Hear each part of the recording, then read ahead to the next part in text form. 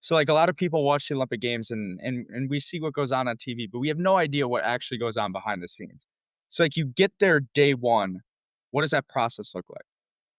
So we flew in to Paris. We were greeted. So a lot of the U.S. team is based in Salt Lake City, Utah. Yeah. There's a direct flight, so we just took that. Um, we flew in. We got met by some people. They were very nice. Got escorted to the village. A lot of logistics, a lot of stuff. Everyone packed like 3 bags because everyone wants all their stuff. Because we were also gone for like 17 days total in Europe. Right. So it's a long trip. So big amount of logistics. Take us to this village. We check in. There's a lot of support staff, and I really do credit the U.S. Olympic Committee and Team USA for supporting us very very well during that event. So we meet a lot of people.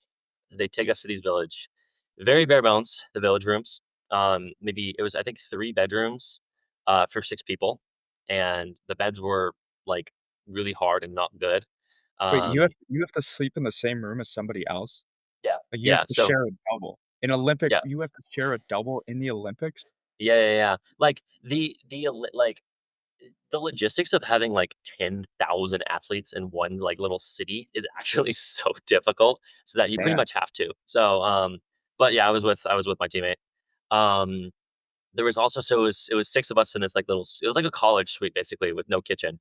But we didn't really need it because there's dining hall. But, like, it was basically a college suite.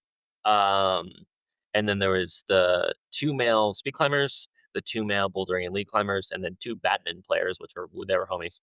Um so, I mean, it's just a very bare bones kind of village setup, and they actually brought in these air conditioners because there's no air conditioning in Europe typically, but USA is like, "Hell no, we're getting our own portable ACs for these people." Yeah. Um, but you said we didn't have humidifiers, so these ACs were running all the time, and I actually got, like, a bloody nose just because, like, the AC was running constantly there, Holy which was kind of a I was like, "Am I sick?" Because I was, like, sniffling, right? And I was like, "Oh, my nose is bleeding really badly." And I was like, "Why is this?" And my friend was like, "Oh, it's because the AC is right next to you and you don't have a humidifier." It's like, "I didn't know that." damn. Central AC, is definitely a gift. So, okay, so first of all, that's insane that they 'cause I had a double my freshman year at college, and, like, bro, imagine if you had your roommate was, like, a big snorer, and it's, like, it's the night before your event, and you're like, "I can't freaking So fall I asleep." have okay, I do have the system. I have earplugs, a sleep mask, and, like, everything, right, for that. Like, I'm actually very comfortable in sleeping in not amazing setups just because you travel so much, it's Yeah, whatever. But, like, if you weren't used to that, like, if you didn't go in with mentality of, like, "I can do anything sleep-wise," it was loud. Like, there were people coming in at 11 p.m., like, celebrating, "Yeah, we just won." They're, like, whole right. team events. I'm like, "Dude, I'm trying to sleep. I'm competing tomorrow." That's hilarious. What about this? And it's a unique question, but just, like, what's something and it could be Olympic Village, or it could just be about the Olympics.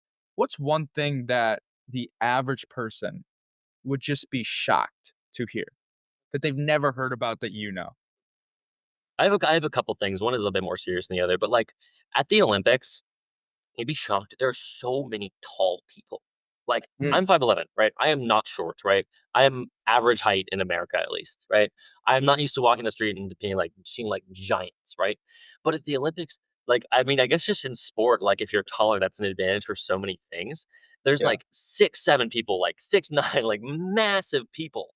Like, I'm like, dude, you're so tall, like, I feel tiny right now. Like, I yeah, it just as a normal sized human being, I'm like, "Dude, this is not" like, even just, like, width-wise, like, you see some massive dudes, and I it's just bet. like, dude, there's so many anomalies of human nature just at this event, which makes sense, but you just like, interacting with a group of people, like, it's such a unique set. Another thing is just, like, how many people from different walks of life and countries are just Mm, there. Like, I was sitting at the dining hall, talking to one of my coaches, and I was just like, "Dude, there's a guy from Iraq over there. What if I just, like, took a selfie with him?" He's like, "Go good dude, go for it." So, I started a series, I where I was like, "I'm gonna take a selfie with someone from every country at the yeah, Olympics." I think there was 219 total delegations. I think I got, like, 140, something like that. You took a selfie with And 140 different people. yeah. Um, And I oh, posted 2 episodes on Instagram, but I kind of, after a point, was like, I don't wanna violate these people's privacy by posting this on the internet, yeah. because I got a selfie with a North Korean, and I was like, I don't think I don't think his country would be very happy of him publicly associating with this stupid American, That's hilarious. Okay, but so we got it's the height. hardest photo I have for sure, it's I insane.